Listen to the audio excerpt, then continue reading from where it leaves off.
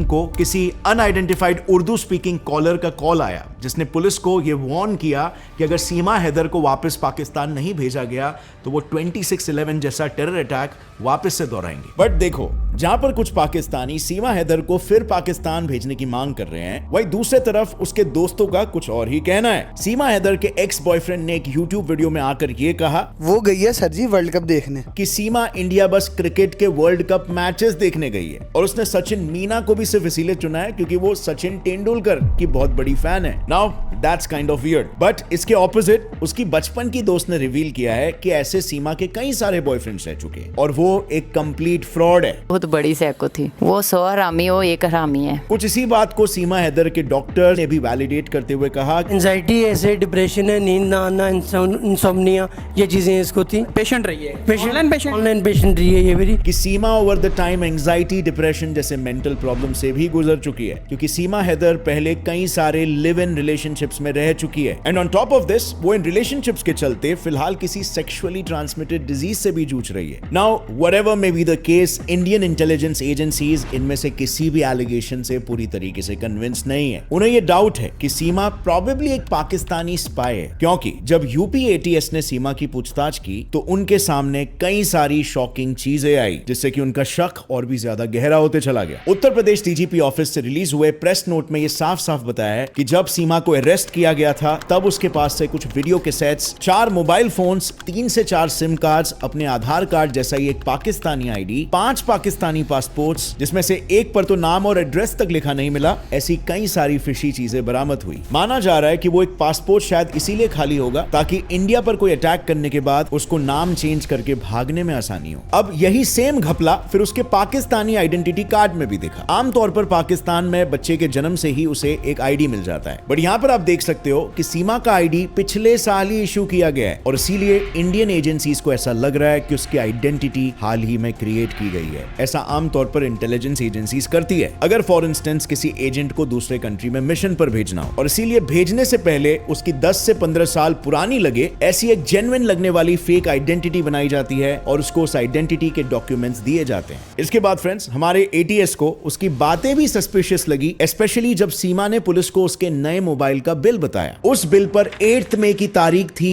और उसी दिन उसका पासपोर्ट भी इश्यू हुआ था, यानी कि सीमा ने 10 मई को जब पाकिस्तान छोड़ा तो उसके बस 2 दिन पहले ही उसे पासपोर्ट मिला था, जिस दिन साइमल्टेनियसली वो एक मोबाइल शॉप में भी थी। पुलिस को यह डाउट आ रहा है कि इतने ज्यादा कोइंसिडेंसेस कैसे हो सकते हैं। अब फ्रेंड्स, एनीवे, इन सब चीजों को अगर 1 मिनट के लिए इग्नोर भी करें तो फर्दर इन्वेस्टिगेशंस में यह तक पता चला है कि सीमा पबजी पर सचिन जैसे ही और भी लड़कों से बात कर रही थी, जो स्पेसिफिकली दिल्ली एनसीआर रीजन में रहते थे, एग्जैक्टली वहीं पर जहां पर सचिन रह रहा है और जहां से इंडिया की इंपॉर्टेंट बिल्डिंग है जैसे कि पार्लियामेंट हाउस, पीएमओ वगैरह सब कुछ नजदीक है। इसके अलावा सीमा ने इंडिया एंटर करने से पहले कुछ इंडियन मिलिट्री ऑफिसर्स को सोशल मीडिया पर फ्रेंड रिक्वेस्ट भेजी थी, जिससे अथॉरिटीज को यह शक है कि वो उन्हें हनी ट्रैप करने की प्लानिंग में थी। अदर देन दिस, वैसे तो सीमा एलिजिडली सिर्फ 5th ग्रेड तक ही पढ़ाई की है, बट जब पूछताछ के दौरान उससे कुछ इंग्लिश लाइंस को पढ़ने के लिए कहा गया तो वो काफी फ्लुएंटली एक प्रॉपर एक्सेंट के साथ पढ़ रही थी। इंग्लिश तो छोड़ो, उसके पाकिस्तानी लैंडलॉर्ड का कहना है कि उसे हिंदी भी नहीं आती थी, पर अब यहां पर वो कितनी ही अच्छी हिंदी बोल लेती है, वो भी प्योरली इंडियन एक्सेंट में, जैसे आप लोग ने सुना है।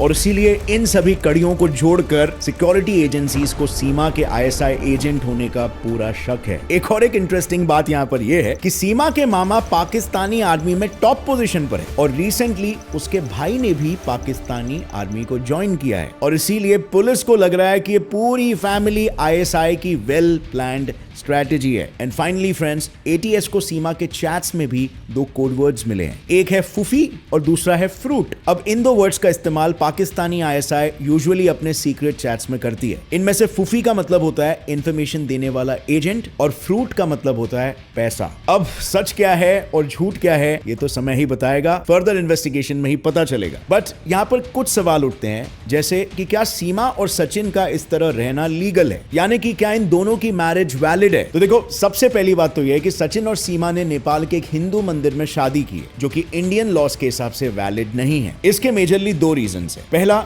शादी इंडिया में नहीं हुई है, और दूसरा, वो ऑलरेडी मैरिड है और इस वजह से उनकी शादी वैलिड कैसे हो सकती है। इनफैक्ट इवन यूपी पुलिस ने भी एफआईआर में सीमा के हस्बैंड का नाम गुलाम हैदर लिखा है, ना